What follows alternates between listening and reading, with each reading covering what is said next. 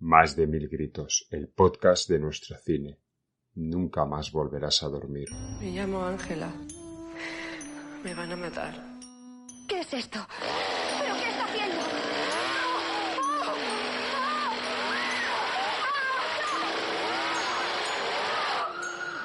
Ya va, tienen que parar esa máquina, ya ha causado demasiados daños. ¡Quieto, quieto! ¿Por qué no razona? Habla de muertos que resucitan, de canibalismo. Cosas que se dan de patadas con la ciencia. La ciencia se da de patadas con muchas cosas y a veces pierde. ¿Por qué? ¿Por qué has hecho esto? ¿Por qué lo has hecho? ¿Por qué? Dime, ¿por qué lo has hecho? ¿Por qué? No es a mí a quien le gusta el cine, sino al cine a quien le gusto yo. Y recuerda, en la península nadie puede oír tus gritos. Pablo, grábalo todo. Por tu puta madre.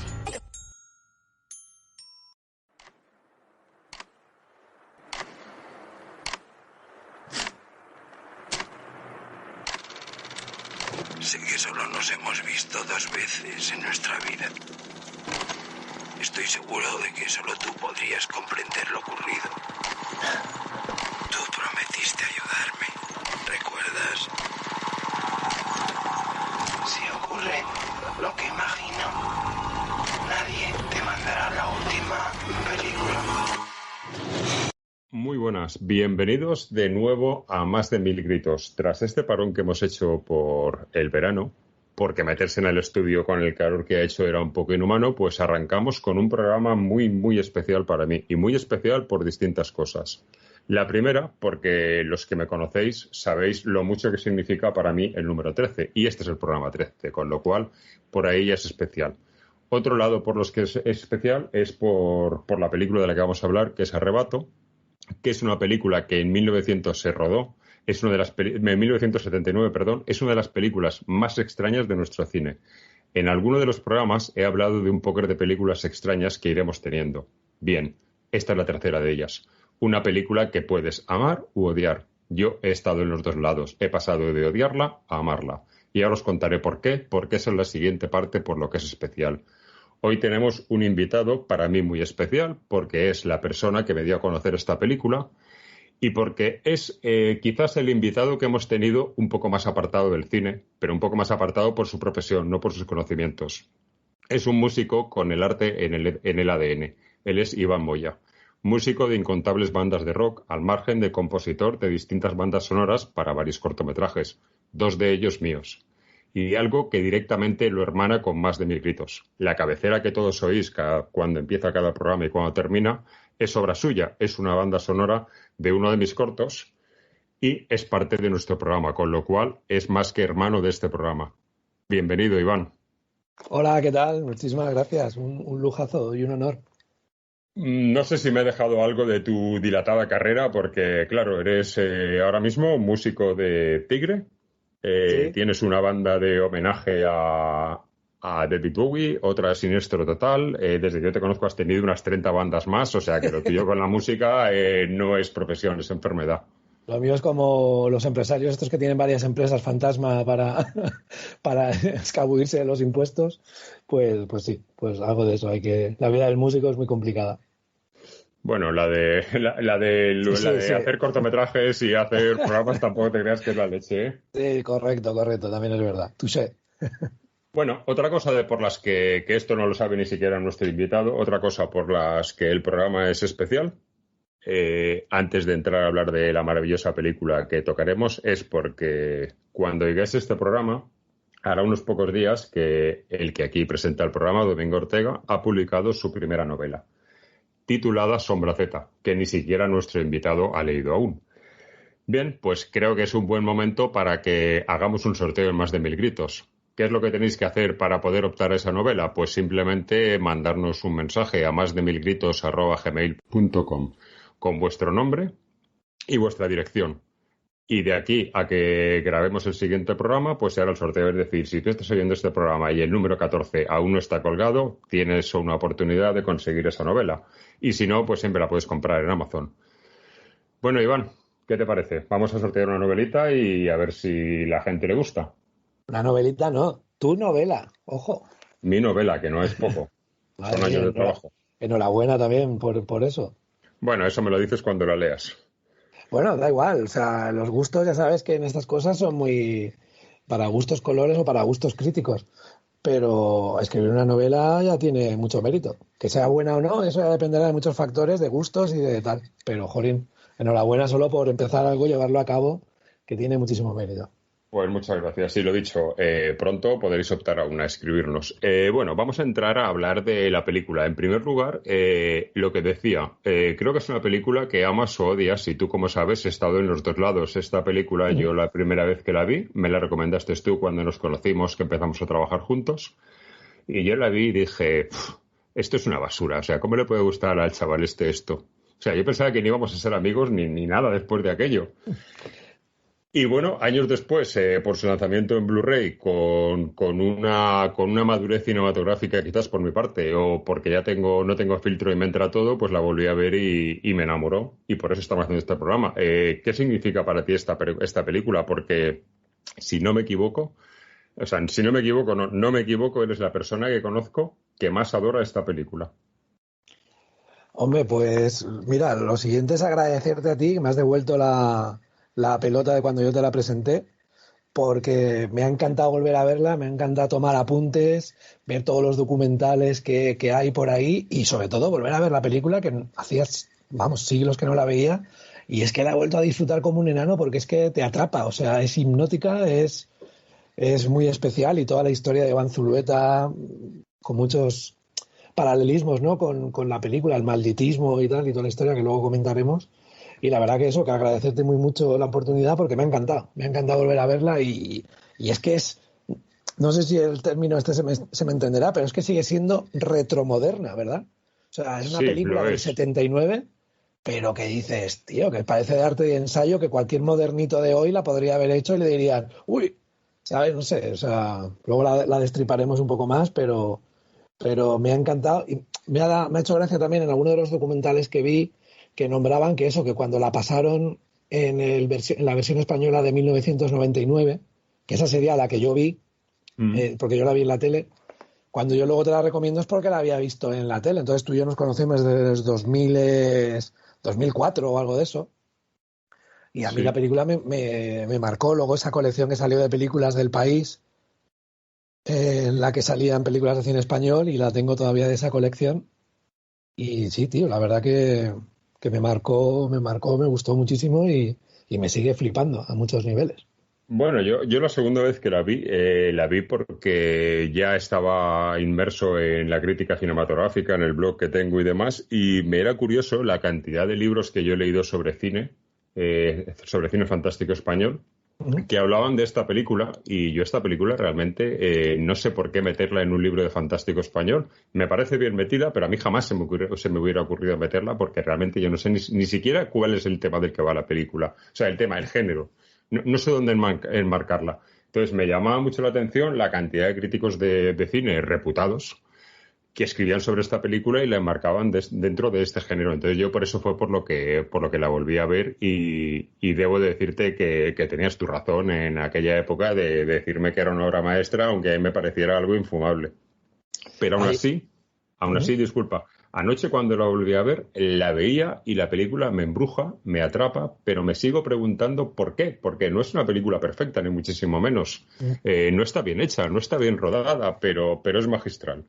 Sí, es lo que dice Antonio Gasset, ¿no? Que dice, no es una película redonda, ni perfecta, ni falta que le hace. Ni falta que le hace, ni lo pretende. No, claro, por supuesto. Y luego, bueno, una de las cosas que también me encantó, que también la vi anoche para tenerla fresca, es que la tenía para tomarme notas y tal, le iba dando a la pausa, y luego hace un comentario sobre la pausa en el cine y tal, y me hizo gracia, digo, joder, como se me mueva la cara del bebé, por cierto, ahora hablaremos de eso, el muñeco ese que se le encienden los ojos, eso es. ¿Sabes? Eso da miedo, eso da miedo. ¿Ves? Es que dices, no la encorsetaría dentro del fantástico, pero yo creo que sí, o sea... Pero es que es una película que te vampiriza, como en la película hablas de vampirización, la película te vampiriza. Claro, o sea, la metáfora del cine, la pasión por el cine y todo está ahí. Luego el mundo de la droga, que también se puede entender como metáfora, ¿no? El arrebato pero sobre todo es que visualmente y tiene cosas, bueno, ahora eso la comentaremos más a fondo. Vamos a empezar, si te parece, con una cosa que yo quería comentar, porque viendo uno de los documentales, que supongo que hemos visto los mismos, creo que esto fue en Arrebatados donde lo vi, una entrevista que le hacen al propio Zulueta y él dice que para hacer la película lo que hicieron es medir el tiempo de metraje que tenía León Pardo, su anterior cortometraje, medir lo que les había costado ese corto y dado el metraje que tenían, para cuánto tiempo de metraje tenían para hacer una película. Correcto. Y por eso cuántos rollos podían usar y de ahí marcarse los decorados que iban a tener y escribir el guión. O sea, dices, esto es como empezar algo totalmente al revés. Sí, de hecho, creo que hacen un comentario de que las películas de la época solían costar 40 millones de pesetas y que les costó 14. O sea, por eso, pero que se basan en, o sea, escribir el guión basándote en el dinero que tienes, pero no ya de lo que puedes enseñar, sino del metraje que vas a tener, que esto me pareció a mí ya como algo de extraterrestres. Sí, es increíble. Luego también me ha hecho gracia un comentario de un chico que tiene también un canal en YouTube, creo que se llama McGuffy el canal, y lanza una pregunta que me ha llamado mucho la atención, que dice: Pepi Lucibón de Almodóvar y Arrebato de Iván Zulueta son prácticamente contemporáneas. Se estrenan ambas en el año 1980, ¿vale? Y se rodarán en el 79. Y dice, ¿qué hubiera pasado si la película de Iván Zulueta hubiera tenido más éxito?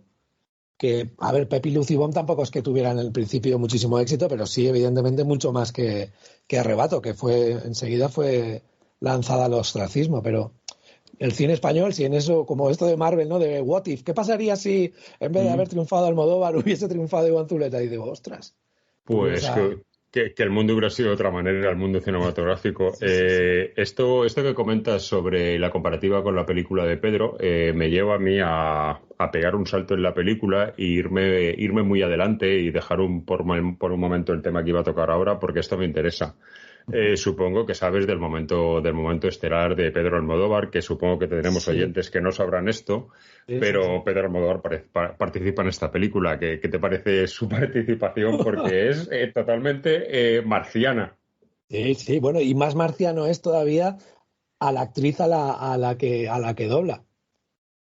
Porque correcto, que lo que hace, por si los oyentes no lo saben, es que hay un momento en el que Pedro, el personaje, digamos, principal de la película, recibe una visita de una mujer en su casa, de la actriz Elena Fernán Gómez, si no recuerdo mal el nombre, correcto. La dobla Pedro Almodóvar y dices, ¿pero por qué?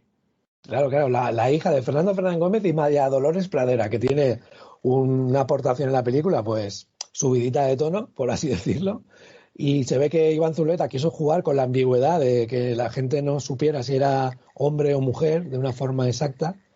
Y como era amigo de Pedro Almodóvar y tal, pues Pedro se ve que puso la voz en el doblaje Pedro Almodóvar y dices, madre mía, ¿qué? Pues te voy a contar un detalle curioso sobre esto. Yo la primera vez que oí hablar, las veces que yo he visto la película, yo no, como realmente hay algún personaje, especialmente tanto el protagonista masculino como algún personaje femenino, que están tan pasados de rosca y que hablan de una manera tan extraña, yo no le presté atención a esto y de hecho no me di cuenta que era Pedro Almodóvar, pensaba que era la voz de esta actriz. Y un día leyendo algo sobre la película, leí que lo habían hecho porque el audio era malo y tal, pero luego en un documental ayer vi al propio Pedro contar que no, que fue lo que tú dices, exacto, que pretendía que no se supiera si era una mujer, un hombre, un transexual, lo que fuera. Y dices, lo cuentan en los Arrebatados, correcto, sí, ahí lo cuenta. Una locura, esto es una locura total. Sí. Que yo ya te digo, supongo que muchos oyentes estarán flipando un poco porque yo flipé cuando me enteré. Sí. Por otro lado, volviendo otra vez al principio de la película, a lo que es el arranque de la película fue un fracaso en su estreno, como tú decías, no es que no tuvo nada que ver con la de Pedro, sino que fue un fracaso total, pero sin embargo, un año más tarde se reestrenó en sesiones nocturnas y en ese mercado aguantó un año y medio, o sea, esto es impensable hoy en día, un año y medio una película en cartel, y ahí es cuando se convierte de culto. Pero esto no crees tú y aquí sí que me abro a que des tu opinión total porque creo que puedes opinar más que yo de la película. ¿No crees que esto quizás le ayudó a que esos cines nocturnos quienes los visitaban eran yonkis, ilegalidad, prostitución, proxenetas, todo tipo de gente de la noche que quizás sentía cierta identificación con la película. Claro, yo me imagino que si la película hubiera tenido una campaña de promoción cuando se estrenó más potente, cierto es que la película es rara y que es verdad que muestra por primera vez, que es también una de las cosas que dicen, el mundo de la droga de una forma sin tapujos, o ya no sé sin tapujos, sino sin posicionarse en nada, ¿sabes? Te muestran los personajes haciendo cosas y no es como el Pico o todo el cine kinky este que había en el que pues luego la gente robaba, atracaba o veías que había problemas familiares y el drama de la droga. En este caso, aquí no, aquí te muestran los personajes y es súper moderna en eso. Entonces, pues claro, todavía estaba la censura, Franco había muerto muy recientemente y eran los primeros estertores. Aún de hecho dicen que no era ni movida madrileña en los 80. Que va, o sea, esto es más que la movida madrileña. Claro, se adelanta un pelín a todo eso y me recordó eso que dicen de que cuando en el 82 los cines Alphaville la rescatan y la proyectan de noche, ese tipo de fenómenos que se da también con una película mítica de musical, que es la de Rocky Horror Picture Show, que también le pasa lo mismo, que era una película que cuando la estrenó no tuvo repercusión, la pasaron a la sesión golfa y en la sesión golfa, pues bueno, ¿qué la poblaría? Pues yo que sé, habría de todo, evidentemente. En el año 82 en Madrid, pues imagínate lo que... Los golfos de la noche. Claro, habría de todo. Gente también luego, que Iván Zulueta luego él reacciona un poco como el personaje de Wilmore, de Pedro, con lo que rueda, que luego él hace un comentario como que no le gusta lo que rueda y tal, y Iván Zulueta también hace un comentario como que le costaba volver a ver la película, pero que cuando luego fue viendo que la gente le empezaba a gustar, que la empezó a mirar con otros ojos, ¿no? También. Sí, porque no habla, por la modernidad que dices que tiene y lo atrevida que es, no habla solamente de las drogas en un momento en el que parecía que era pecado hablar de todo. Habla de las drogas, de la homosexualidad, de la vampirización a la que se somete, que habla de la vampirización de las drogas, pero yo creo que también incluso habla de la vampirización que el cine provoca a gente como tú y como yo, incluso que te engancha a una droga que no es insana, pero bueno, no deja de ser una droga cuando te lo tomas como una afición tan extrema. Sí, luego también me parece súper moderno y ahora con todo esto que se está ahora tratando un poco más de la igualdad y tal, si te fijas, la escena del desnudo que hay con Cecilia Roth y Eusebio Poncela me gusta porque es hipernatural. O sea, estas películas, cuando estamos hartos de ver que la gente se tapa luego con las sábanas, cuando nadie se comporta así, cuando acaba de tener sexo con su pareja, nadie se tapa, luego no le da pudor ninguna cámara. No y tiene aquí, ningún sentido. Claro, tanto Cecilia Roth como Eusebio Poncela se le ven... Sí, bueno, Cecilia Roth luego de una forma elegante pues se pone un cojín o lo que sea, pero a Eusebio Poncela también se le ve lo que se le tiene que ver y a ella, y me parece también que está rodada de una forma muy natural y muy, muy libre, y eso también me parece pues eso para destacar. Es para destacar eso, incluso la naturalidad que tú dices, a mí me llamó la atención también la naturalidad que hay en cuanto a que no parece una película barata, no está iluminada, se ve claramente que todo lo que tiene es iluminación natural, que no tiene focos ni tiene nada, todo es demasiado natural, y siendo todo natural, los planos que hace detalle son excesivamente perfectos con lo imperfecto que es el resto de cosas. O sea, que es un poco algo extraño eso. Sí que nombran, sí que había director de fotografía, pero claro, rodaban tanto pues eso, no eran decorados, y sí que nombraban que, pues eso, que intentaban jugar un poco con... De hecho, hay un documental que también es de la 2, de un programa de la 2 que se llama La mitad invisible, en el que sale el director de fotografía, que sale en más documentales, y también sale este señor, que ahora perdonar, no me acuerdo del nombre, que también nombra, pues eso, cómo intentaban iluminar, como podían, también utilizando elementos de la casa porque hay dos casas, un piso que tenía Zulueta y una casa que era de Jaime Chávarri, el director que era compañero de él de estudios, y cómo intentaban, pues eso, iluminar de la forma que podían con elementos que tenían. O sea, había poco foco, efectivamente, como tú dices, no había mucho matiz en eso, pero sí, el tío que trabajaba en la iluminación, claro, este señor flipaba porque venía de trabajar con gente pues de otra generación, y cuando se planta ese hombre ahí en ese rodaje con todo lo que vería y tal, y sobre todo Zulueta, que era muy anárquico, ¿no? A la hora de rodar y tal, y lo que son los tiempos y todo lo que es el orden normal de un rodaje, con Iván Zulueta se ve que no era así. ¿Veis, queridos oyentes, veis por qué el invitado es este? Porque sabe hasta de quién eran las casas. Sí, bueno, es que lo tengo todo súper reciente, sí. La primera escena de la película, en la sala de montaje, que por cierto la persona que hace de montador monta la película de verdad. Yo veo muchas intenciones respecto a lo que vas a ver, porque yo ayer, viendo la película por tercera vez y ya pretendiendo ver detalles, no solo te dice que vas a ver una película sobre el cine, una película de metacine, también dice que vas a ver una película, en mi opinión, en la que magnéticamente el espectador va a ser parte de esto. Quiero decir que la película, en general, es demasiado abierta a todo. No que tenga un final abierto, sino que cada escena es demasiado abierta a interpretaciones del espectador. Y a mí esto, aparte que creo que ya lo dice al principio con la conversación que tienen, creo que me parece brutal. Sí, pero date cuenta, espera, que la primera escena no es esa.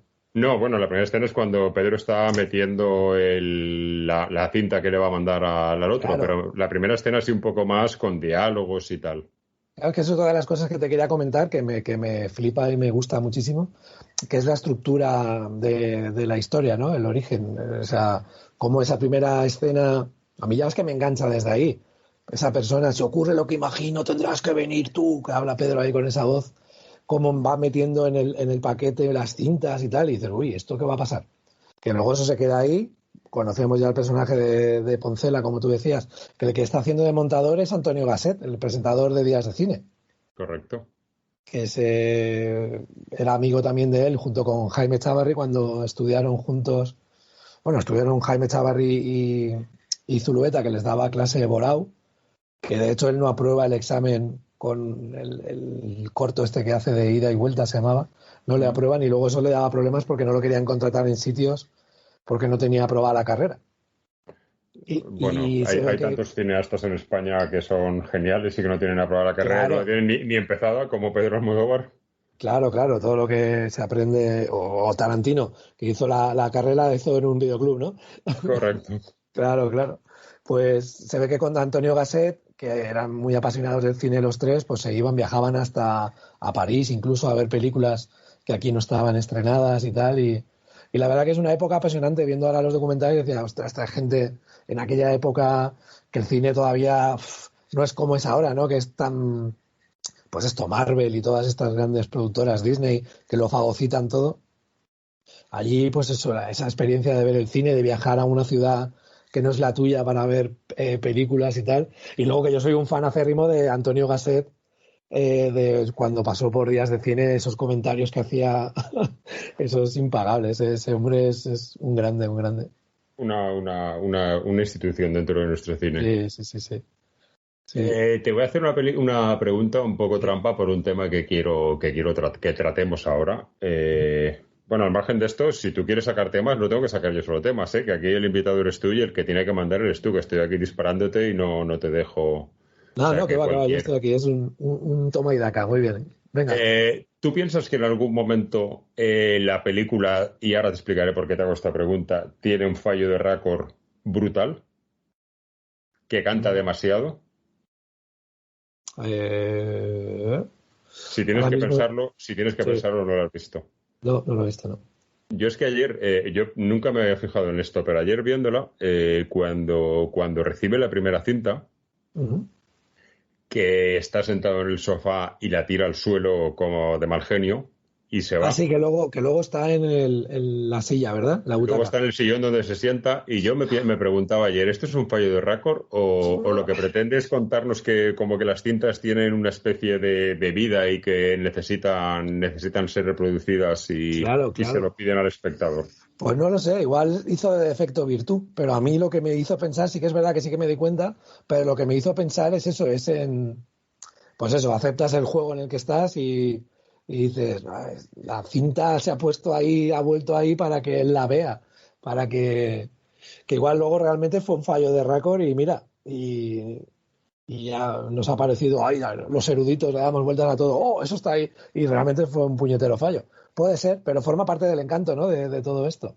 Sí, yo pienso que no es un fallo de récord. Yo cuando lo vi pensé más que en un fallo de récord, que es lo que te parece, pensé en que lo que pretende, lo que te digo, lo que decía al principio, que creo que Zulueta lo que pretendía es que el espectador sea parte de la película decidiendo lo que significan ciertas cosas. Esta es una de ellas. Sí, que te la dejan bandeja para que tú decidas lo que crees que es. Hacían mucho hincapié en que, como comentaba antes, el carácter así un poco anárquico en cuanto a horarios y tal de Zulueta.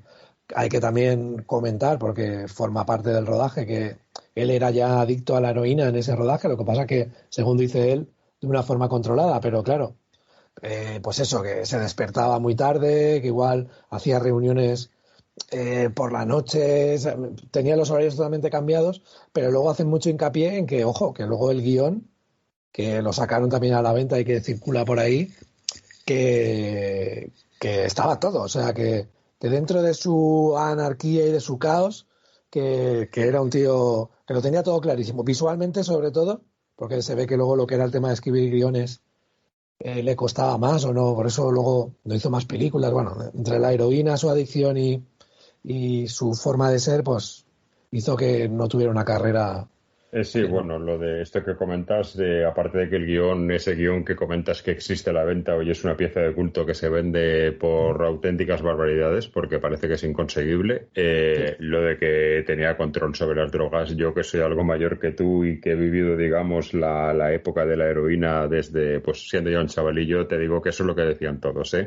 Lo de no, yo controlo, eso lo decían todos, los que controlaban y los que no. Sí, correcto. Pero también llama mucho la atención que un tipo de persona así, que se encerraba en su casa en San Sebastián, también era un niño bien, con lo cual igual no tenía otros problemas. O sea, venía de una familia adinerada. Pero me refiero que es una persona que aguantó viva, caray, es que muere en el 2009.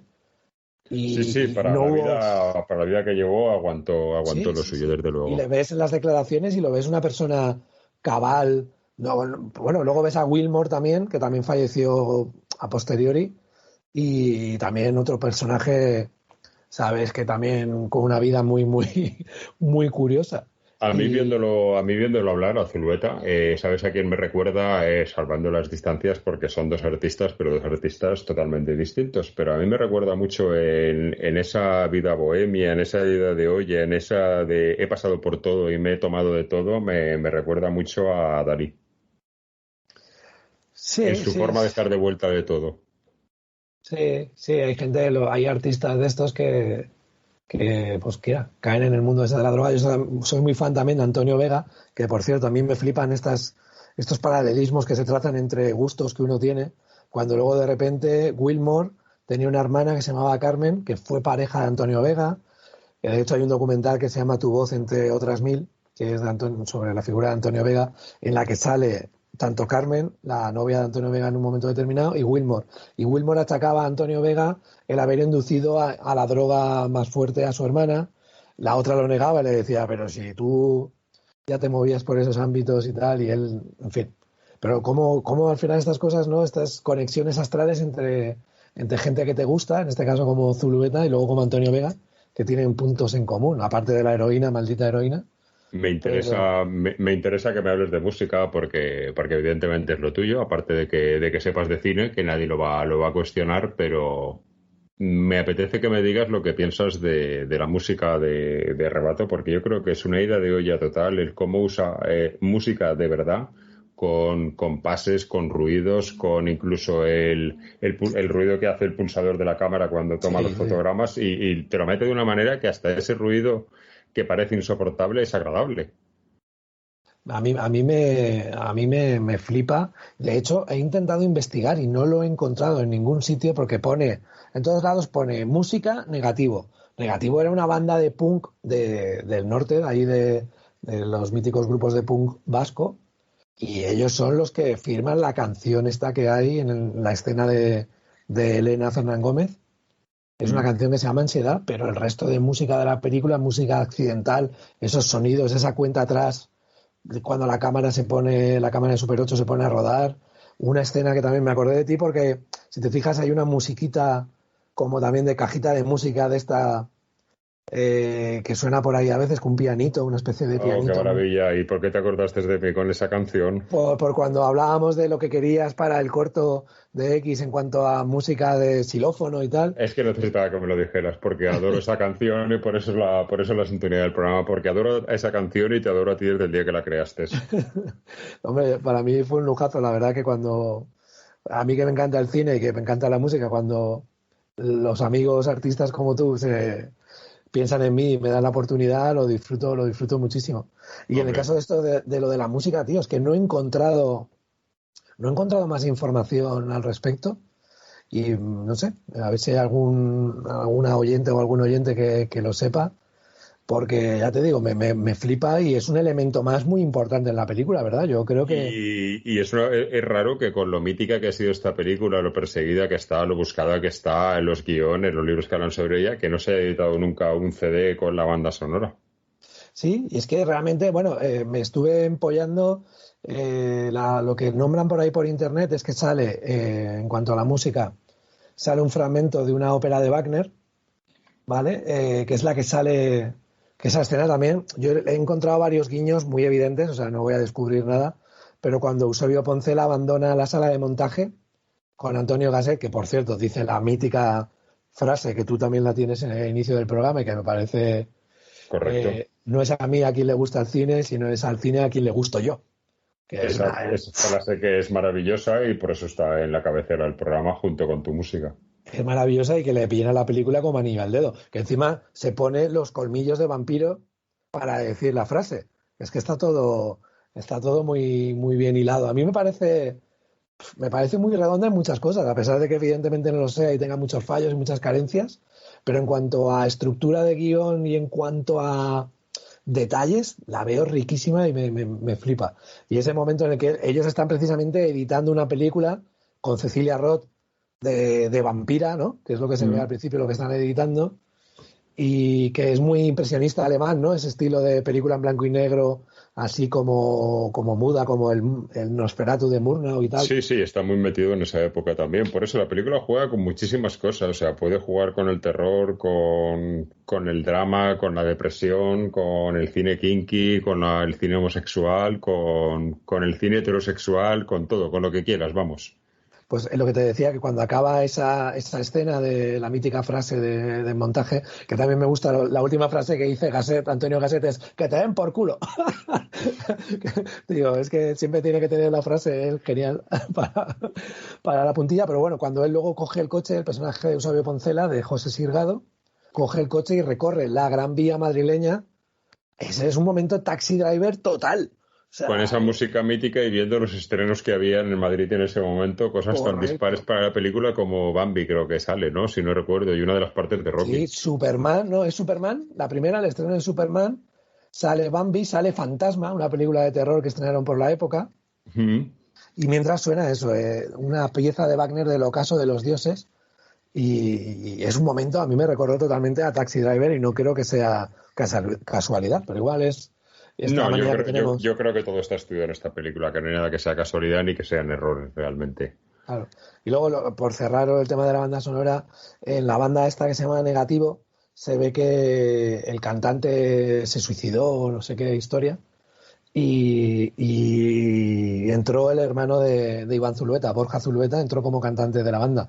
Lo que no he llegado a saber muy bien es si, evidentemente, es él el que canta la versión, porque hay maquetas por ahí por YouTube que suenan mucho peor de esta banda, pero bueno, lo que he leído, la banda tuvo fama por ahí como pues antes de la Polla Records y tal, y de Escorbuto y otras míticas bandas de la escena punk de ahí del País Vasco. Sí que tuvo porque había el batería, era de Parálisis Permanente también, o sea, pero pues ahora, ya te digo. Esto es una información muy rica que yo no tenía y oye, que supongo que a nuestros oyentes y nuestras oyentes les gustará porque es muy bueno tenerlo. Sí, yo tengo la duda de si realmente sí que están implicados en algo más, porque claro, el resto de música no encaja con eso. Ellos son un grupo de punk radical vasco, y el resto de música de la película Accidental y tal, no lo sé de dónde... Igual la sacó de otra cosa y no tiene nada que ver, pero me llama la atención que pongan como música Negativo. Bueno, pues una de las idas de olla, seguramente. Sí. Me comentabas tú antes que lo tenía aquí apuntado también. Una de las primeras ideas de ollas es en la noche de cuando se acelera la programación de la tele ante los ojos de esa muñeca que comentabas. Bueno. Que esto es... ¿Cómo puede ser tan perfecto y tan imperfecto a la vez? Madre mía, esa presentación del personaje bueno, lo conocemos al personaje de Pedro, el de Wilmore. Lo conocemos al principio de la película, como te decía, cuando él mete, que ya te inquieta, ¿no? Esa persona es un poco también Tim Burton, ¿verdad? Es un poco Eduardo Manos Tijeras, él con su forma, con la cara tan blanca, el pelo negro así despeinado y tal. Es un personaje así muy, muy siniestro, muy Joy Division, muy ese tipo de personajes, y ya te llama la atención, dices, uy, esa voz en off. A mí ya cuando una película empieza con voz en off, es un recurso que a mí ya me tienes ganado para todo. Pero cuando luego van a la casa de la tía allí y sí ves que hay un tío raro que está haciéndose vídeos con una cámara Super 8, pero esa escena cuando se abre la puerta, que están ahí con esa otra actriz que es la que hace de la tía, es Carmen Giral se llama, están viendo una película, se abre la puerta, entra el personaje de Marta Fernández Muro, el que se llama Marta también, y el personaje de Poncela, entran y si te das cuenta, cuando se cierra la puerta, está Pedro detrás de la puerta. Sí. Que no lo habías visto y ya te dices, ostras, ya te da ese primer toque. Luego ellos están viendo en la tele una película antigua, no sé de quién era, si de Marlene Dietrich o de Lagarbo, de una película antigua. Y están hablando de cine, de cómo era el cine de antes y tal, y de repente el personaje de Poncela, el personaje de Sirgado, del director, está viendo la tele y en la esquina de la tele se refleja también el personaje de Pedro. A mí todo eso me flipaba y luego ya cuando el muñeco se le encienden los ojos y la tele empieza a avanzar rápido con el zumbido ese que tiene, dije, o sea, ya me tenéis aquí soy vuestro, o sea, aquí me tenéis. Yo con estas ideas de hoy respecto a la presentación de Pedro, yo ayer me preguntaba algo que no me había preguntado nunca viéndola.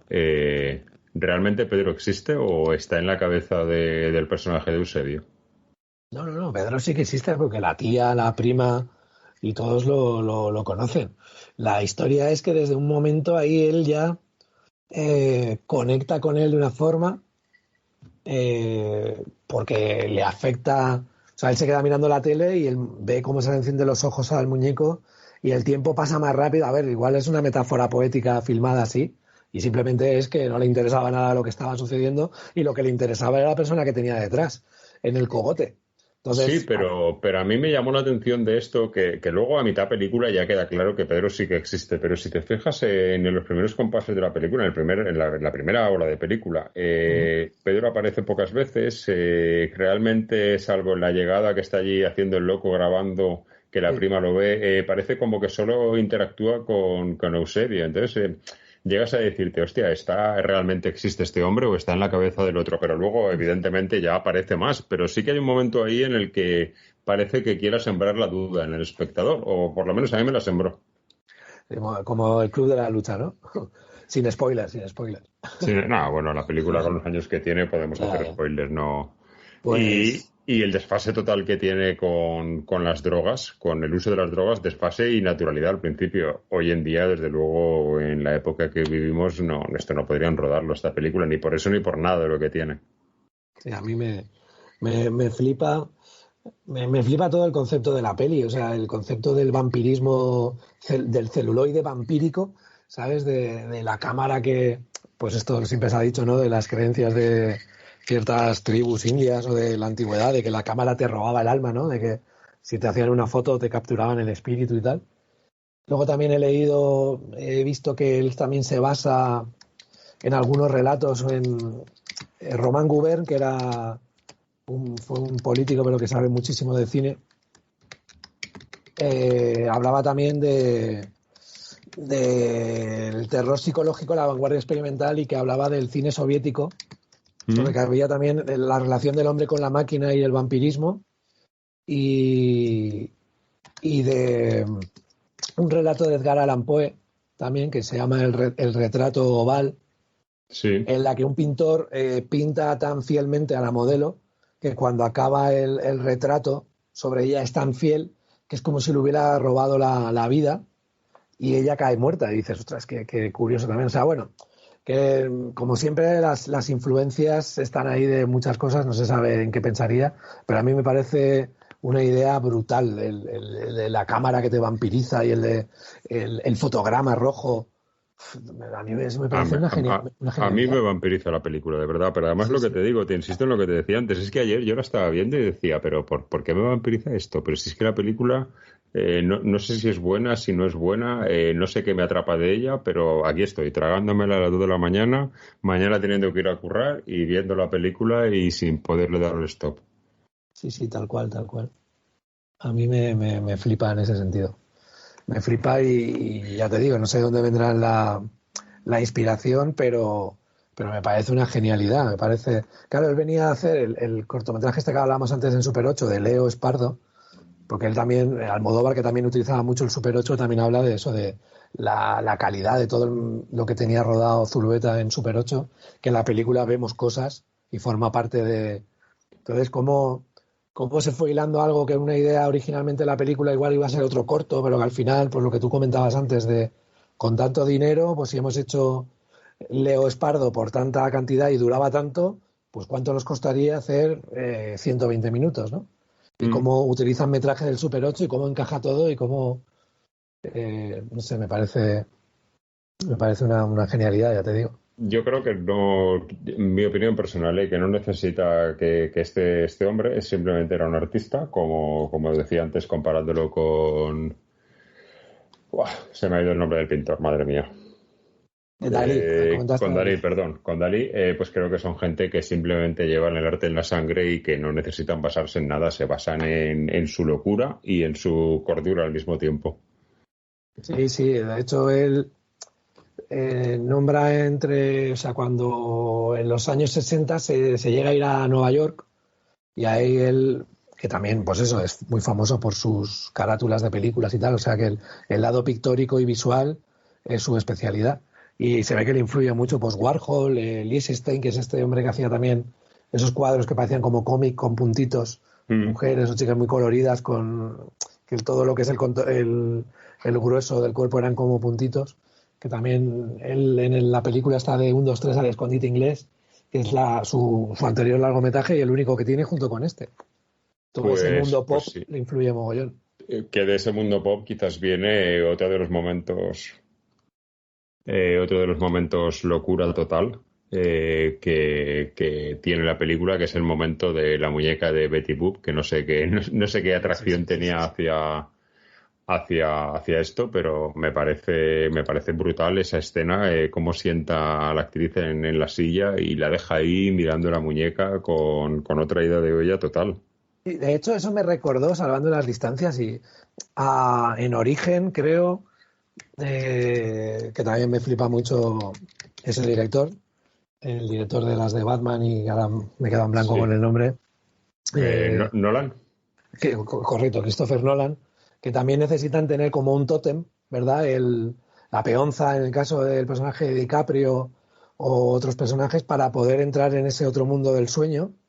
Y aquí también hablan de eso también, es que es brutal porque para colgarse, para llegar al arrebato, para pausarse, necesitan tener un elemento, un álbum de cromos, en el caso del personaje de Pedro y de Poncela, o en el caso de ella, un teatro de marionetas que había ahí, o la figurita el peluche de Betty Boop. Y es también como necesitaban. A mí eso es que está plagada de detalles, tío, súper interesantes. Hay una cosa que a mí también me llamó mucho la atención, porque yo ayer le buscaba defectos también. O sea, si le buscaba defectos, mentira, los veía, como lo que decía antes de ese posible fallo de récord. Casi ya metiéndonos en el final de la película, y hay una cosa que dices, está un poco correcta la película, que hay una riña de la pareja en el piso, que están tirándose de todo, están insultándose, que la chica está fuera de plano, quien está en plano es Eusebio, que mientras ella despotrica está montando una pantalla para el proyector. Correcto. Pues si te fijas, ahí hay un momento en el que la cámara está claramente en un trípode, no como hoy en día que todo se hace a pulso con la cámara y que es un coñazo. Me atrevo a decirlo en este momento, pues la cámara está en un trípode y llega un momento que la ida de olla que tiene ella es tal que le pega un golpe a la cámara y aún así la escena es la que está montada y todo sigue para adelante y no pasa nada.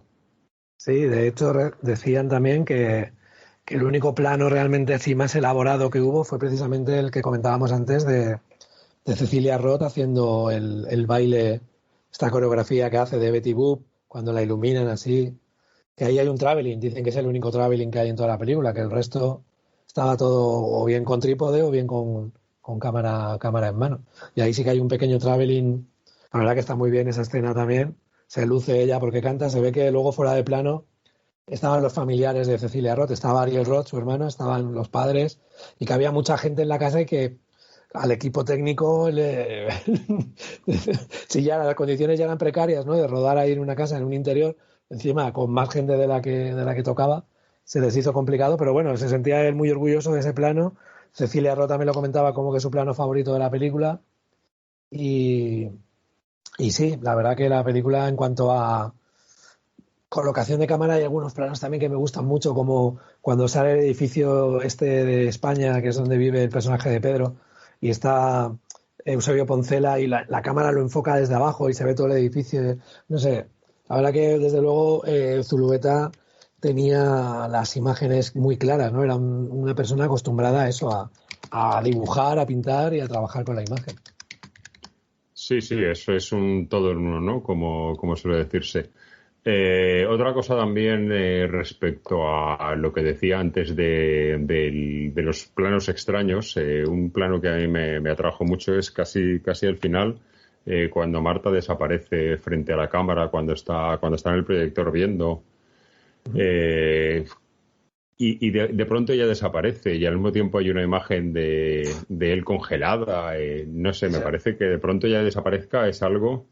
A mí cuando la primera vez que vemos que la cámara se mueve para enfocar a alguien sola, la cámara esta de Super 8, la que les vampiriza, a mí eso me parece también un detallazo, tío, supremo. O sea, me parece genial. Y eso sí que es un elemento de terror, ¿no? De fantástico. Sí, porque se mueve la cámara, luego claro, la chica desaparece, luego incluso lo que decía, hay un momento en el que él está en un fotograma congelado, pero eso es un poco más adelante, cuando ya... El otro personaje coge la cámara y pone la última grabación que ha ido a recogerla y ve ese fotograma congelado de Pedro y de pronto ese fotograma congelado empieza a moverse. Uh-huh. Dices, ¿a dónde pretende llegar esto? Sí, es brutal porque es brutal el personaje este de Marta, de la prima. Claro, ella es escéptica, ya no se cree nada, es como... No, tienes que estar aquí, tienes que estar viéndome, que eso también me recuerda un poco a las películas de Pesadilla en Elm Street, ¿no? Cuando las personas que sufrían las pesadillas necesitaban a alguien de fuera para estar controlándolas, aquí es un poco lo mismo. Cuando la gente se arrebata, cuando el personaje de Pedro se tiene que tumbar en la cama, taparse los ojos y tal, y necesita que alguien esté ahí pendiente para ver qué pasa. O sea, al principio lo intenta con el personaje de Elena Fernán Gómez, pero le da un golpe a la cámara o para la grabación o no sé qué historia y no lo trunca. Pero luego con el personaje de Marta, de la prima, cuando se queda allí y de repente ves que se gira la cámara, la enfoca y ¡fum! La absorbe, tío, la vampiriza, eso me parece brutal. Sí, eso queda y luego la escena de que él esté en el fotograma, que ya solo que todo sea rojo y solo hay un fotograma en el que esté él, es un poco de pretender contar algo que creo que a la persona le da un mensaje distinto. Hay frases que me las apunté también porque hay frases que son muy hablando del cine, ¿no? Y el metacine y todo eso, la reflexión que hace el personaje de Pedro sobre el cine, que llega un momento determinado en que dice: yo ya no quería ver más lo mío, quería centrarme en las películas de los demás, ¿no? Que yo ahí veía un poco a Zulueta de decir, yo ahora no quiero... Cuando alguien hace algo, cuando a ti te pasará también cuando ruedas lo tuyo o cuando yo hago una canción, hay veces que necesitas un tiempo para volver a tu obra porque solo ves defectos. Es imposible apagar la autocrítica, ¿no? Es decir, ostras, esto lo tenía que haber hecho así, esto lo tenía que haber hecho así. El dar por finiquitada una obra, un corto, una novela, una canción, siempre es algo que dices, hay ejemplos míticos de cosas que se han alargado hasta la saciedad y otras cosas que se grabaron o se rodaron prácticamente improvisadas y que han funcionado y han tenido muchísimo éxito. Pero él, y luego en esa escena en la que él está haciendo esa reflexión sobre el cine, cómo le afecta a ver las imágenes que ha rodado y tal, hay una transición de escena que me parece brutal, que se queda la cámara enfocando la pantalla de tele que tiene la nieve esta típica rollo Poltergeist, la nieve de cuando no están emitiendo nada, y de repente aparece Cecilia Roth y estamos en otro sitio diferente, estamos en el piso. Esa transición me pareció también súper original, ¿no? De cómo pasar de donde estaba Pedro a esa otra tele en otra casa diferente. Sí, todo tiene cosas curiosas y bueno, por comentar la última escena de la película, en uno de estos documentales que los dos hemos visto, alguien cuenta que el final a Iván no le gustaba, que de hecho no fue ni siquiera idea suya, que fue una sugerencia de Eusebio, y que a mí particularmente me parece que es un final soberbio y me sorprende que no sea del propio Iván, porque creo que sí que está de acuerdo a todo lo que acontece en la película. No es algo que digas, bueno, parece tapadillo, parece que no pegue, no, que va, es perfecto. Sí, a ver, según lo que comentábamos antes, sí que se ha dicho que efectivamente que todo el guión es de él, entonces que igual no le gustara el final. Creo que se referían también, por eso también a mí me desconcierta un poco, ¿no? Quería también comentarte a ti qué opinabas al respecto sobre el sonido ese de metralleta que se oye cuando el personaje de José Sigado, del director de Poncela, es vampirizado por la cámara. Es el único momento en el que se escucha eso, se escucha como un ruido de ametralladora. Y ese detalle no lo he entendido yo muy bien.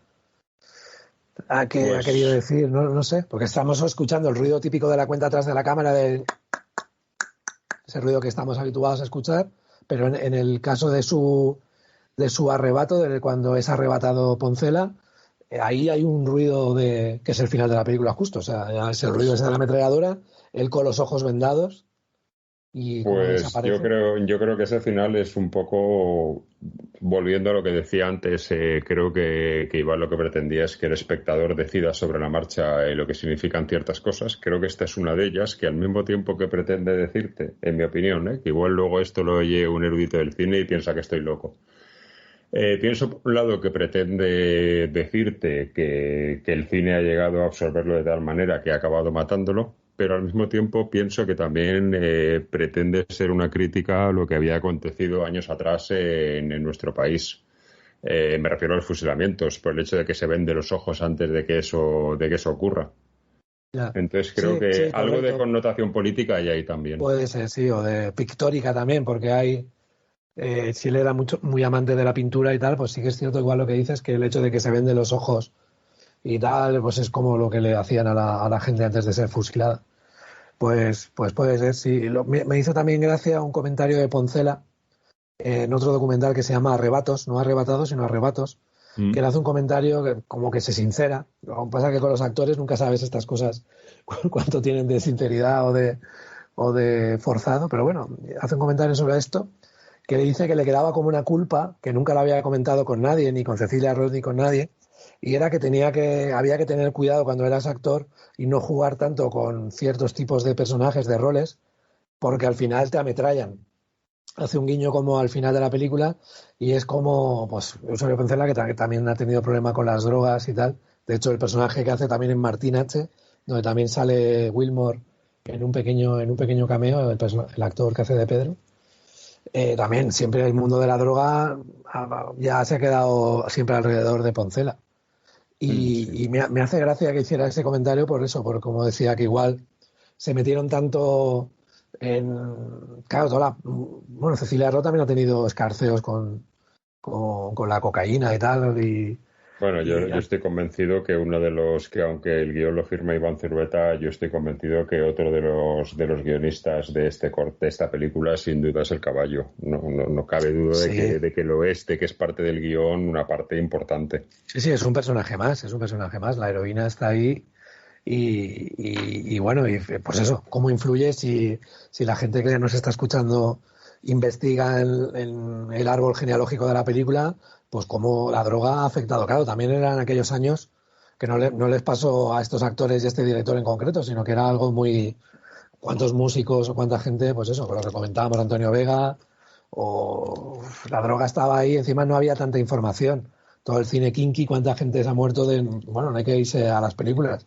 Tú, como comentabas antes, eres de una generación anterior a la mía y cuánta gente hemos conocido que, pues eso, que ha caído en drogas. Ya en mi quinta no tanto, la verdad. Sí, no, pero yo lo he visto en quintas un poquito más mayores Sí, que la mía, manos pero de sí que lo he colegas, visto siendo yo de pues 15, 18 años, pues lo he visto en directo de desaparecer medio barrio. Claro, o sea, que sí, siempre se ha dicho que igual era el gobierno el que metió la droga para, pues eso, para hacer una criba y... Sí, claro, y los que volcaban los autobuses del Inserso también, pero bueno. Sí. No, eso ya lo hablaríamos con Miguel Bosé y las teorías de la conspiración. Pero bueno, sí, la droga estaba ahí y la falta de información y cuánta gente se quedó por el camino y luego cuántos creadores buscaban en la droga pues ese arrebato, ¿no? Ese cuelgue, ese pausarse. Es que, claro, la película tiene muchas dobles lecturas y cada uno tendrá la suya y igual son todas correctas o ninguna, claro. Creo que te voy a rectificar en esto, no creo que tenga doble lectura, creo que las tiene triples, cuádruples, quíntuples y de todo. Sí, exacto. Sí. Hasta el infinito. Pues Iván, no sé si te queda más algo que añadir. Llevamos cerca de una hora hablando de esta maravilla. Yo estoy súper a gusto, pero bueno, no sé si nos queda algo más que añadir respecto a lo que significa esta obra de arte, esta tercera película de ese póker de ases que comentaba anteriormente, que ya llegaremos a la cuarta. Pero creo que es una de las películas, sin duda, más extrañas de nuestra cinematografía, incluso me atrevería a decir, de la cinematografía mundial. Pues se me ha pasado volando, o sea que me he quedado arrebatado con esta conversación, nunca mejor dicho, y pues que agradecerte de nuevo la oportunidad de tener esta conversación y de que haya tenido que volver a ver la película, tomarme apuntes y zambullirme de nuevo en esto y la verdad que lo he disfrutado muchísimo. Me alegro mucho y si no se te queda nada más que añadir, que se te haya quedado en el tintero, no te creas que te vas a ir de más de 1000 gritos sin la típica pregunta que le hago a todos nuestros invitados, que tú como eres oyente habitual ya sabes cuál es. Sí que se me ha quedado, perdona, una cosa que quería decir que también me ha llamado la atención en lo de Arrebatados. ¿Te diste cuenta de que Julio Medem hace un comentario sobre que, claro, es que a mí me llama mucho la atención sobre ese Iván Zulueta que desde el 80, que estrena la película, no vuelva a dirigir, muere en el 2009 y dice, ostras, no hubo ninguna posibilidad, seguramente habría muchas y su carácter anárquico y la droga no ayudaría a esto, efectivamente. Pero Julio Medem hace un comentario de que él intentó, a través de Fernando Bobaira, que es uno de los productores, ya sabes tú también, muy importantes de este mundillo actual, intentaron... Cierto que, por cierto, sí, perdona que te corté, pero tengo que meterlo. Fernando Bobaira, aparte de ser uno de los grandes productores, es natural de mi pueblo, de Valduxó. Ha vivido siempre en la casa de enfrente de la de mis padres y sus padres han tenido siempre amistad con los míos, aunque yo a él no lo conozco. Pues mira, todo, ¿ves? Es que al final lo que comentábamos, las conexiones, el mundo pañuelo, tío, a mí esas cosas me alucinan. Bueno, pues lo que decía Medem en el documental este que la gente lo puede ver en YouTube de Arrebatados, es que intentó quedar con Iván, coescribir algo entre los dos, y creo recordar, igual no lo recuerdo bien, pero creo que nombra que la intención era hacer como una segunda parte de Arrebato, cosa que dije, no, ya te digo, igual que la gente lo busque en internet, igual me estoy equivocando, pero no, sí seguro no estás equivocando. Seguro. Sí que hubo una intención de hacer algo entre Julio Medem y que es también un tío con una imagen súper poderosa. De hecho, en el primer corto de Medem sale Wilmore, o sea que se nota que Zulueta había sido una influencia para muchos y en este caso uno de ellos, Julio Medem. Y había una intención ahí de hacer algo y no se pudo materializar. Y Zulueta siempre se quedó con la historia de decir, ostras, me hubiera gustado hacer cine de género, luego haber hecho cine de autor. Es un poco David Lynch también, es un tío muy particular, el mundo visual de él, y yo creo que por el motivo que sea, pero perdimos un director, eso que comentábamos antes, de si no hubiera tenido éxito Almodóvar y que hubiera triunfado hubiera sido él. Pues igual no estaríamos ante una película tan grande, porque igual el tiempo no lo hubiera puesto donde se merecía. Sí, pero bueno, tiene esa aureola de ópera prima, porque realmente la de 1, 2, 3 al escondite inglés era un encargo que le cayó de rebote y él, como venía de un programa de televisión que se llamaba El Último Grito con Íñigo, pues el mundo pop y todo eso, tal. Entonces, esa película está ahí como previa, que de hecho al principio la firmaba Borau, porque como comentábamos antes, él no podía firmarla porque no tenía la carrera terminada y no le dejaban firmarla, pero bueno, el director era él. Pero era un ejercicio pop. Sin embargo, esta es su Su vamos a verdadera decir, ópera prima. exacto, vamos a decir que es su ópera prima y que no hubiera más, porque luego hizo capítulos de programas de televisión de series y tal, pero no dio para más y dices, ostras, nos hemos quedado ahí sin un director que podía haber hecho cosas súper interesantes. Pero bueno, aquí queda Arrebato. Aquí queda Arrebato y podía haber hecho cosas interesantes, pero igual podía haber hecho cosas que no hubieran sido tan grandes y hubieran dilapidado su carrera y esta película se hubiera quedado obsoleta de otra manera. Sí, esas cosas siempre quedan ahí. O sea, pues nada, ya he dicho lo último que se me había olvidado, perdona que te haya cortado. Nada, el invitado es el que manda. Bueno, pues no te vas a escaquear. Sabes cuál es la pregunta, ¿no? Necesito que me escojas una película de nuestro cine que no sea Arrebato y que sea una película que te provoque arrebato. Aquí nosotros ya hemos tenido largas conversaciones sobre la cal y arena de Ales de la Iglesia, sobre que una película nos gusta, la siguiente no, así y a veces incluso hasta coincidimos. Sí, pero pocas, pero bueno. Sí, en este caso coincidimos de todas. El Día de la Bestia es otra de esas películas que a día de hoy, si la están haciendo en la tele y pasas por ahí y la ves, te quedas. Te quedas. Yo no puedo dejar de verla y me parece otra, con los defectillos que pueda tener, pero es otra de esas películas que... a ver, es muy típica decir esa película también, porque hay más películas antiguas. Cada uno puede decir la que quiera y esa película, aunque sea muy típica, es una película muy grande, muy buena y claro. No es la primera vez que pasa por aquí, hemos hecho un programa sobre ella y no es la primera vez que uno de nuestros invitados la escoge, con lo cual me parece una perfecta elección. Claro, y Zulueta también encajaría como con Chicho Ibáñez Serrador, son rara avis, ¿no?, dentro del cine español, que hacían cosas en momentos en que no era lo habitual. Ahora ya, por suerte, el género está mucho más vivo, pero yo sí que encajaría Arrebato dentro del fantástico, a pesar de que lo que hemos comentado tenga cosas que no sean tan eso, pero sí, es una película de celuloide vampírico, o sea, ¿qué más se puede decir? No se puede pedir nada más. Claro, sí. Pues nada, Iván, muchas gracias por pasarte con esta tu casa, por todo, por la amistad que nos une y especialmente por ser el creador de la cabecera del programa, que alguna vez nos han preguntado, bueno, y se me olvidó decir que tú eres el creador en cuanto a la música, pero no olvidemos que la voz la pone Ariana González, una estupenda actriz en 2 de mis cortos, con lo cual os echáis un pulso y creáis esa maravillosa banda sonora que aprovecho para decir que es uno de esos momentos en los que la música cambia una película de género. Yo cuando escribí el guión de X pretendía que fuera un guión de ciencia ficción. De hecho creo que lo es, pero sin embargo la gente cuando ve la escena en la que está tu canción, la que es parte del programa, la enmarca directamente dentro del cine de terror. Qué caprichosa que es la música, qué importante que es un músico en el cine, que cambia de género una película hasta por encima de lo que piensa su director.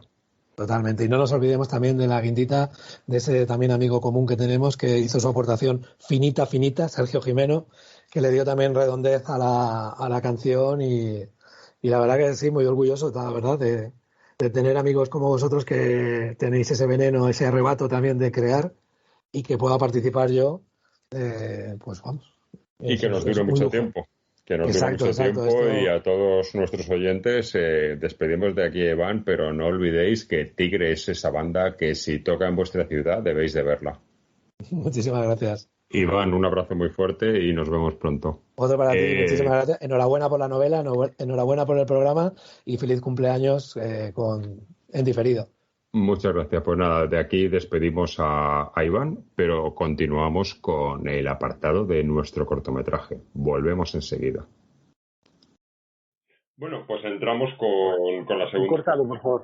En este caso vamos a hablar de un cortometraje que llevamos mucho tiempo queriéndolo tener desde que hicimos el programa de Aviso con Paul Pence, porque es un cortometraje basado en un relato suyo.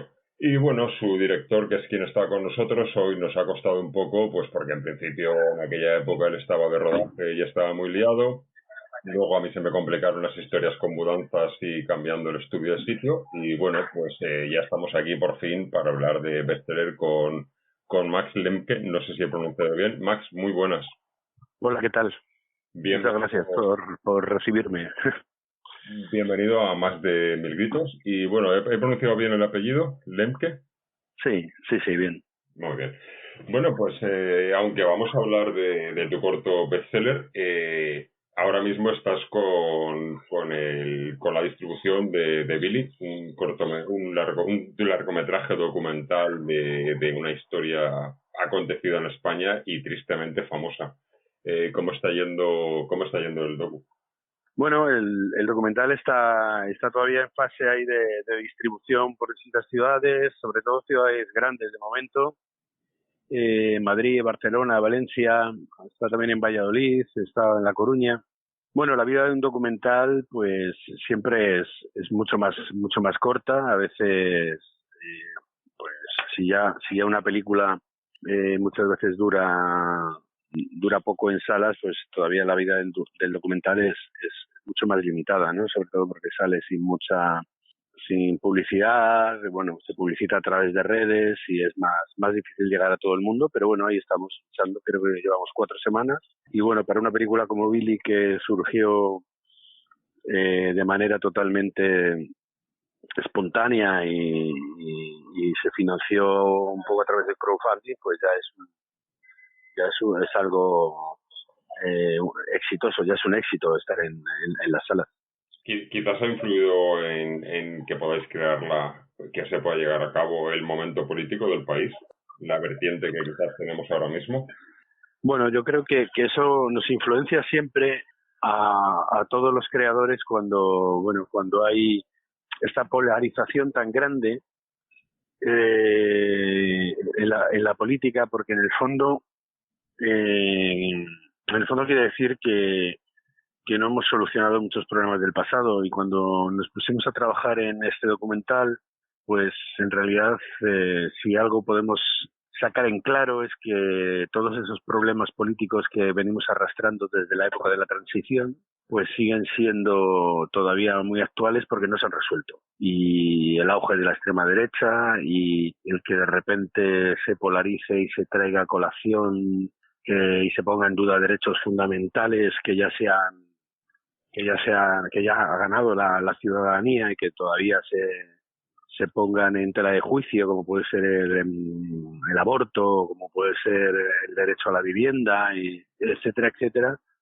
El derecho a acostarte con quien te dé la gana también, efectivamente, y a llamar a quien te dé la gana, sea del sexo que sea. Cuando todas esas cosas que se han conseguido, que las ha luchado la ciudadanía, se siguen poniendo en duda y salen otra vez a la palestra, y hay grupos políticos que los quieren erradicar, pues yo creo que es preocupante y nos lleva a pensar que tal vez todo ese tiempo, esos 44 años que llevamos de democracia, no han sido lo suficientemente sólidos para que se asentara una democracia respetada desde la derecha, desde la izquierda, desde cualquier pensamiento, y que esté por encima, ¿no?, de todos nosotros, como debería ser, ¿no?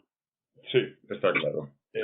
Bueno, pues espero que te vaya muy bien con el documental, y si está en vuestras ciudades, para todos nuestros oyentes y nuestras oyentas, pues bueno, no os lo perdáis porque es una historia tristemente famosa, pero es una historia que está muy bien conocer. Y bueno, vamos a entrar a hablar de por lo que estás invitado en nuestro programa, y yo quería lanzarlo primero, que tú siempre te has movido más entre el drama, que drama, incluso drama social, que ya tocaste con 5 metros cuadrados, y drama en general, pero vamos, con Bestseller das un poco el salto al terror, al fantástico. ¿Por qué dar ese salto a ese tipo de guión, y por qué con un relato de Paul Penn, que es un gran escritor, pero bueno, por qué dar ese salto tan cualitativo hacia esta historia tan distinta a lo que tú habías hecho hasta ahora?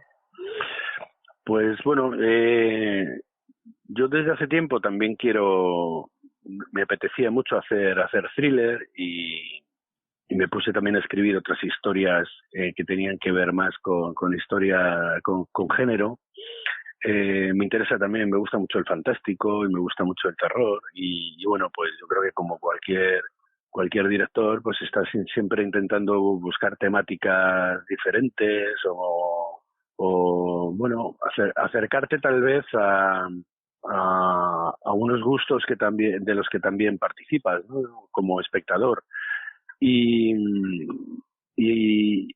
tuve la oportunidad en un momento dado de conocer, yo conocía sobre todo mucho a la representante de Paul Penn, a su agente literaria, y ella fue la que primero me habló un poco de Paul Penn, ¿no? Y entonces empecé a leer relatos cortos que él había publicado por ahí solamente en internet al principio de su carrera, y bueno, la verdad que me llamaron mucho la atención, me gustaron mucho, y incluso bueno, llegamos a trabajar juntos en una novela que ahora se va a llevar al cine también, pero que entonces el proyecto, digamos que lo inicié yo, y luego al final, bueno, pues por cuestiones de financiación y tal, pues no se llevó a cabo, pero empezamos a trabajar juntos, y le pedí en un momento dado que me cediera este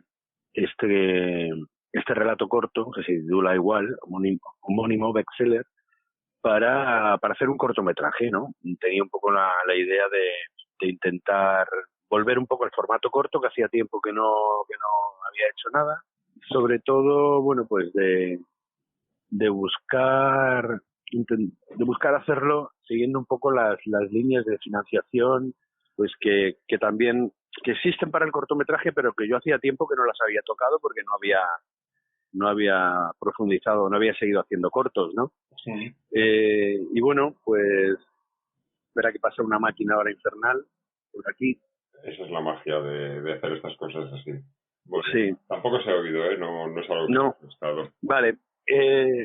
Y entonces, la verdad que puede sonar un poco petulante, pero decidí que la única manera en que yo ahora pudiera acceder, digamos, a conseguir financiación para un corto y tal, pues era intentando montar un proyecto y generar un proyecto que tuviera una solidez y una calidad muy potente. Entonces, bueno, lo primero hice un buen dossier, que me ayudó un gran amigo diseñador que diseña un poco todos los dosieres así con los que voy moviendo, y bueno, la idea era que ya desde las páginas de ese dossier se respirara ese pozo del thriller y de la historia y de cómo lo queríamos contar. Y bueno, pues fui primero al Festival de Medina del Campo, que como sabéis tiene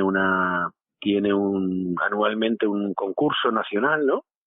Y nada, pues presenté y lo gané, con lo cual pues fue la primera pata un poco para conseguir la financiación de ese cortometraje. Luego, bueno, la verdad es que allí me ayudaron muchísimo en Medina del Campo, y conseguí una localización maravillosa. Yo solo necesitaba rodar en una biblioteca porque todo ocurre en un solo espacio, en una sola noche, y bueno, allí me abrieron las puertas de la ciudad y me dejaron conseguimos una biblioteca maravillosa que llevaba tiempo cerrada y que tenía un look así muy importante y muy necesario para darle este mundo de terror a la historia. Y bueno, pues ese fue un poco el punto de partida, ¿no? Luego, bueno, a través de esa primera ayuda, pues conseguí pues las ayudas típicas un poco que haya a cortometrajes, tanto, bueno, primero porque las de Madrid, porque residí allí, y luego también las de Utah. Es decir, que al final, digamos que hice un corto con unas posibilidades económicas bastante saneadas, bastante saludables. Es decir, puedo hacer un corto con todos los medios. Bueno, pues el resultado la verdad es que es muy visual, y aquí quiero hacer una pausa, un retroceso un poquito hacia atrás por dos cosas. Primero, porque siempre que traemos un corto intentamos que sea un corto que esté en abierto para que nuestros oyentes puedan verlo antes de que se lo destripemos. Entonces, este corto está en abierto y lo pueden ver, si no recuerdo mal, está en YouTube, ¿verdad? Sí. Está en YouTube o incluso en Film Affinity, podéis leer la ficha del corto y tener acceso, ¿vale? Entonces eso es una cosa interesante para que nosotros ahora tengamos tranquilidad de poder contar todo lo que queramos sobre el corto, porque ahora simplemente hemos hablado, que no es poco, de su realización, pero entraremos un poco más en lo que es destriparlo. Por otro lado, también al principio del programa, aunque ya os he dicho que hemos hecho una pausa muy grande de tiempo por mudanzas y por demás, hablábamos de que este programa número 13 era muy importante para mí por la película que tratábamos y por muchas cosas, y también lo es por tener a Max en este momento hablando de bestseller, porque aunque en un principio intentamos atar el programa con aquel programa de Paul Penn que pegaba mucho, pues bueno, hoy estamos aquí con bestseller y al mismo tiempo sorteamos mi primera novela, un ejemplar de mi primera novela, que os recuerdo que tenéis que mandarnos 6 seguidores del programa y mandarnos un mail con vuestros datos y en el siguiente programa los diremos quién es el ganador. Retomamos el tema del corto, Max, disculpa pero quería reseñar que vieron un corto que está por ahí y que es muy interesante y que está muy bien verlo. Tu corto relata la misma historia del libro, aunque yo le he visto dos pequeñas diferencias. Por un lado se ha relajado un poquito la violencia del mismo, aunque la mantiene, pero quizás es un poquito más diluido, un poco más suave, y supongo que esto es por un poquito que tenga más cabida en todo tipo de festivales y no vaya más a algo más de género, algo más salvaje.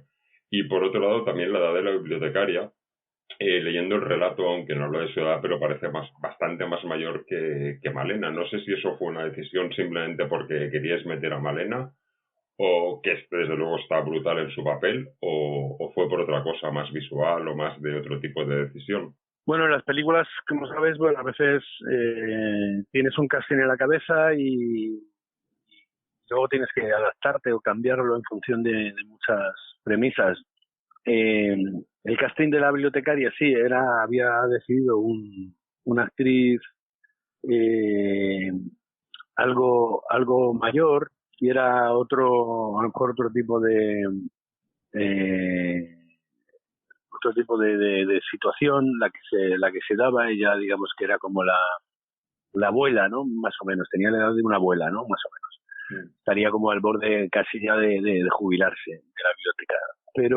Pero en un momento dado también tuvimos un poco la suerte de que entrase Malena en el proyecto. Y eso ayudó a bajar un poco también la edad y ayudó a que las acciones que tiene en la historia pues fueran un poco más creíbles, ¿no? Porque cuando, bueno, intenta un poco zafarse, intenta un poco huir del ataque del acosador, pues nos parecía que que hubiera sido más complicado con una actriz de más edad también para que se hiciese bien, se hiciese creíble y no se hiciese tampoco ahí como mucho daño, aunque estuvimos, bueno, pues con especialistas y con gente que nos ayudó un poco a hacer esos pequeños movimientos de acción, pero bueno, intentamos evitar también que eso quedara menos creíble si el personaje tuviera más edad, ¿no? Y luego, bueno, en realidad yo hace mucho que no he releído la historia, pero el relato, pero yo creo que más o menos fuimos bastante fieles al espíritu de la historia. Porque en realidad es más que violenta, es una historia un poco de un terror así más psicológico, ¿no? De algo que se va ciñendo sobre esta persona que va a descubrir un secreto, ¿no? Que tiene relación con los libros, ¿no? Y entonces, pues con los libros que presta. Y entonces a partir de ahí, vamos descubriendo junto a este personaje de la bibliotecaria cuál es la verdad de un supuesto amable consumidor de libros, pero que luego tiene un secreto oculto y digamos que es un terror como a lo mejor más psicológico, más que violento y sanguinario, ¿no? Es una historia que cuando yo conocí primero, aunque soy lector de Paul, pero soy lector de sus libros, entonces no de los relatos cortos, entonces yo la conocí por el corto primero y pienso que aunque tiene algún cambiete que otro, pero es muy fiel a la historia y al terror psicológico. Eso también le da mucha importancia tanto en el relato a algunos títulos de libros que aparecen, y tú lo limitas a algo más visual, más prestando la atención a un libro mucho más importante, y Y me parece que da mucha frescura al corto el fijarnos tanto en esos títulos más limitados, no jugar con tantos, porque claro, lo visual funciona de otra manera que lo literario. Pero sí que me parece que tenéis un muy buen acercamiento a la historia y a la parte sobre todo literaria, más que otra cosa, que es muy importante la parte literaria en este relato. Sí, bueno, en vano un poco ocurre claro en esta especie de templo que para la bibliotecaria es su lugar de trabajo y el lugar donde ella es absolutamente meticulosa y guarda pues, y trata los libros como tesoros y tal, ¿no? Y entonces cuida mucho de ellos y sí, eso era en estos tiempos en los que yo creo que el libro físico, ¿no? Está un poco perdiendo el valor que debería tener, pues también era un poco un homenaje a ese pozo de cultura, ¿no? A esos lugares un poco mágicos que son siempre las bibliotecas, ¿no? Donde muchas veces hemos pasado pues muchos ratos estudiando, preparando exámenes o, sí, que están ya un poco... o simplemente yendo ahí a releer y a sacar viejos libros, ¿no? Bueno, sí, es un relato que tiene también mucha connotación literaria porque siempre, bueno, yo creo que Paul Penn siempre es un escritor que le gusta eso de incluir esos elementos de referenciales de la literatura y del cine también, ¿eh? Pues también es muy cinematográfico muchos de sus historias se leen de una manera muy visual también, y eso hace que, bueno, en vano yo creo que hace que se ha llevado ya 2 de sus novelas al cine, ¿no? O bueno, 2 novelas sin relato en este momento, no sé si habrá alguna más por ahí planteada, pero... Sí, porque se me olvidó antes decirte que de la que tú hablabas que hubo ahí un intento de hacerla, que tú ibas a ser partícipe, que ahora se está rodando, hablabas de La Casa de los Cactus, supongo, que es la que acaba de terminar ahora. Sí. Que tuviste tú ahí también tu aportación en ese momento. Sí, y bueno, y de hecho también creo que él también estaba escribiendo alguna serie, bueno, digamos que y él viene también un poco de ser guionista de televisión, con lo cual, bueno, pues tiene siempre esta relación con el mundo audiovisual muy latente y yo creo que eso se nota en sus textos y en ese sentido es como fácil de adaptar. Sí, como que ayuda, ¿no? Como que sea tan igual que realmente cuando lees sus libros es como si estuvieras viendo la película, eso a la hora de adaptarlos ayuda. Sí, eso es. Bueno, pero luego hay que saber hacerlo, no ayuda y lo va a saber hacer cualquiera. Luego hay que tener un director con talento que sepa llevar eso. También respecto al protagonista de la historia, Ricard Salas, me parece que está inmenso con ese aire de psicópata que lo que le gusta no es hacer el mal, sino disfrutar con el mal, jugar con su víctima, y me parece que está inmensísimo. Sí, yo había trabajado con Ricard en alguna serie de televisión y la verdad es que me parece que es un tipo que tiene esa posibilidad, ¿no? de parecer alguien sencillo y bueno, pero a la vez un poco dirigido, pues puede aparentar también un psicópata, ¿no? Un tipo con un fondo muy oscuro. Y eso es lo que un poco sacamos con él, ¿no? Que al principio de la película parezca un amable consumidor de la biblioteca, un amable lector, pero poco a poco vamos viendo que el tipo esconde un hecho terrible y además es capaz de llegar hasta sus extremas consecuencias, ¿no? Sí. Lo es. La verdad es que tiene un perfil físico que da para desde luego haber sido una excelente decisión. Luego también comentabas tú al principio de nuestra charla, ya llegando al final de la película, hay una cosa que a mí me llamó mucho la atención y que, por lo que has comentado, que realmente, aunque siempre te has movido más entre el drama, sí que te atrae el fantástico, igual mi apreciación sí que es correcta. Ya hacia el final del corto, la escena donde Malena está al salir de un pasillo mirando la puerta y calculando por dónde puede estar él y el tiempo que va a tener para salir, a mí me lleva directamente a Ripley en Alien. ¿Son imaginaciones mías o hay algo de eso en la construcción de la escena? Bueno, en realidad, si lo hay, no he sido muy consciente de ello, ¿no? O sea, supongo que en el momento de construir eso, pues la verdad es que hacía falta dotarlo ahí de la tensión adecuada, que fuera un poco como el remate final o el susto final de la historia, del giro de la historia, y bueno, lo que sí que he degustado un poco como como ese cocinero que sirve un buen plato y ve que todo el mundo se relame con él. Cuando he estado en algunas proyecciones he visto que que funciona, ¿no? Que la gente da un respingo ahí y se asustan. Entonces, en ese sentido, yo creo que está bien, por lo menos bien hecho, ¿no? Bueno, pero seguramente, como tú dices, pues puede ser también pues influencia no solamente de estas pelis, sino a lo mejor de cantidad de películas que hemos visto y que en el fondo se nos quedan ahí un poco en la retina colectiva, ¿no? Y sí, pero en realidad, o sea, yo creo que es mucho más sencillo. Es simplemente que, bueno, hacía falta construir ese momento y el momento, pues ya sabéis, en el thriller un poco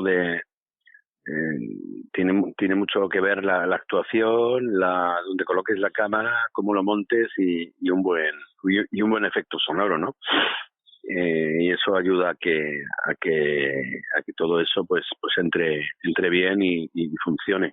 Pues entra maravillosamente la historia en general, y esta escena concretamente es muy de thriller y muy tensa. La verdad es que está muy bien dirigido, está muy bien posicionado cada cosa, y a mí me parece un corto maravilloso. Sí que realmente, como yo esta entrevista la tenía preparada desde hace mucho tiempo, y lo que he vuelto a hacer es volver a ver el corto, pero no me ha dado tiempo a volver a leer el relato, pero sí que tengo aquí anotado que había un final distinto al relato, y quería preguntarte que es por si pretendes dar una opción de que el personaje tome una decisión algo distinta, porque creo recordar que aquí queda un poco en el aire cuál es su decisión, aunque está claro lo que ha hecho, pero en el relato quizás era algo más tangible, más claro, y aquí lo dejamos un poco más, pues podríamos llamarlo más cinematográfico, más abierto. Era así, ¿no? Era por darle al espectador también un poco más de vuelo. Bueno, supongo que te refieres también como al destino final de él, ¿no? Que bueno, yo creo que en el relato estaba también quedaba un poco también como abierto, ¿no? No sé si acababa. Ahora no recuerdo si acababa matándolo o no, pero yo creo que todos los golpes que recibía le llevaban un poco a pensar eso, ¿no? Como lectores. Aquí, bueno, en realidad lo que probamos fue que pareciera muy real, ¿no? Todos esos golpes, y que en el fondo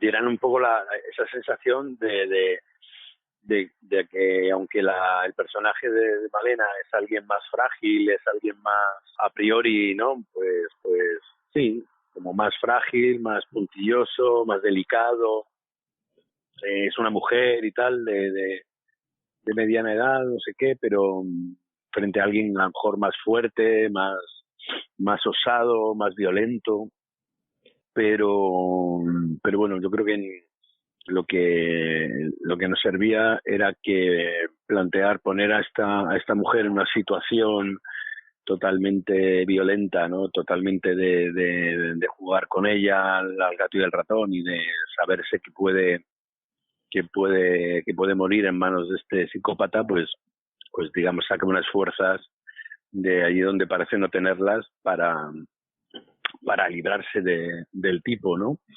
Es verdad que la acabamos en un punto ahí en el que, bueno, no sabemos si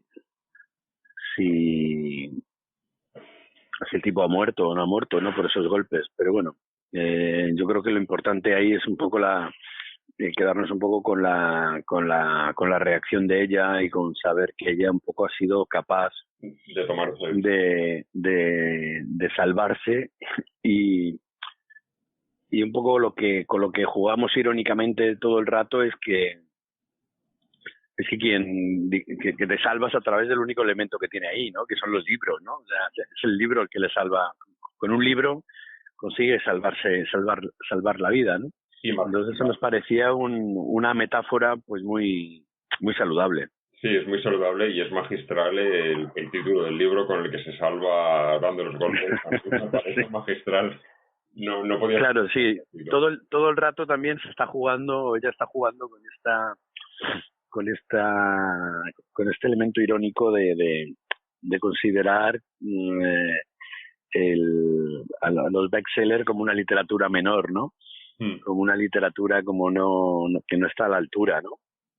Y al final, bueno, pues es un bestseller de los más afamados y tal, casi, ¿no? Y de los más gordos. De los más duros, incluso por su tipo. De los que más duros, el que la salva la vida, ¿no? Y eso, bueno, eso forma parte un poco de un elemento así como más humorístico, ¿no?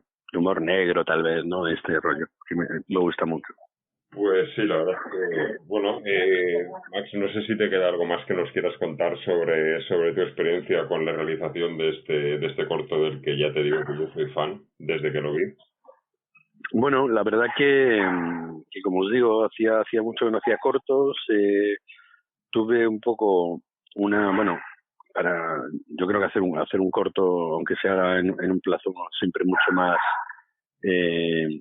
más pequeño, es tan difícil como rodar otro tipo de proyectos, ¿no? Lo único que lo hace es, pues eso, en un periodo de tiempo menor. Esto lo rodamos en 3 días, con lo cual, bueno, pues la verdad que ya os digo, conté con los medios suficientes, bueno, sobre todo con la maravillosa posibilidad de rodar ahí en la ciudad de Medina del Campo, con todas las ayudas que nos facilitaron, y la verdad que fue pasarlo bastante bien, dentro de que, bueno, pues siempre en el fondo no dejas de estar dando un material que sabes que, bueno, quiero decir que tampoco te puedes parar sí, que no te vas contra el reloj. Sí, que en el fondo también vas contra el reloj. Es decir, no porque hagas un corto en 3 días tienes a lo mejor más tiempo que hacer un largometraje en una semana, o estar rodando otro tipo de formatos, pero bueno, la verdad que lo recuerdo con mucho cariño y ya te digo, siempre desde el principio tuve claro que quería hacer algo de género, y fue el tratamiento un poco de la luz, del montaje y todo esto. Muy bien, pues nada, lo has conseguido. Y bueno, para despedirnos, comentábamos al principio el programa que estabas ahora con la distribución de Billy. ¿Tienes algo más ahora mismo entre las manos? ¿Algún rodaje nuevo de algo nuevo que puedas contarnos? Bueno, acabo de rodar una serie para Disney que se llama Campamento Newton, que mola bastante, es así un poco también es infantil, pero también tiene un rollo fantástico, muy interesante, muy divertida, y bueno, pues estoy un poco trabajando en el montaje todavía de ello, y saldrá para el año que viene para la plataforma, ¿no? Y bueno, y como todos, moviendo proyectos, inventando más cosas y trabajando un poco en esa línea. Trabajando duro, desde luego, porque la verdad es que sí. nos ha costado, entre tu calendario y el mío, acoplarnos, ha sido complicado, con lo cual te agradezco muchísimo el tiempo que nos has dedicado hoy. porque ha sido complicado, pero bueno, tú también le has puesto ganas para intentarlo. Sí. Y esa película, esa serie de Campamento Newton, pues oye, habrá que echarle un ojo, aunque sea algo así más infantil, pero bueno, seguro que alguno de nuestros oyentes nos interesa y desde luego la voy a ver. Y bueno, Max, no te vas a ir de nuestro programa sin ponerte en la tesitura que pongo a todos nuestros invitados.